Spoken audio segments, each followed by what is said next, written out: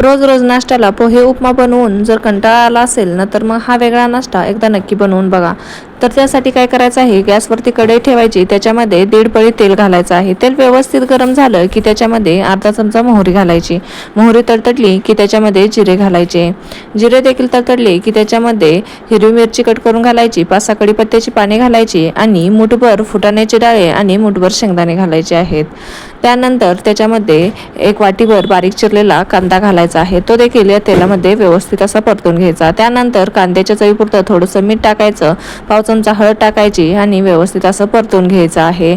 त्यानंतर मी एका मोदकाच्या चाळणीमध्ये 1 बाउल चिरमुरे घेतलेले आहेत, ते आता पोह्याप्रमाणेच धुवून घ्यायचे आहेत। आता धुवून घेतलेले चिरमुरे या कढईमध्ये टाकायचे आहेत आणि व्यवस्थित याच्यामध्ये परतून घ्यायचे आहेत। वरून थोडंसं आणखी मीठ घालायचं आणि याच्यामध्ये परतून घ्यायचं। त्यानंतर त्याच्यावरून बारीक कट करून घेतलेली कोथिंबीर घालायची आणि 1 मिनिटभर परतून घ्यायचं। तर झाला तर मग आपला चिरमुऱ्यापासून सुशिला असा तयार। त्यानंतर याच्यावरती 2 चमचे दही घालायचं आणि दह्यासोबत हा सुशिला खाऊन घ्यायचा।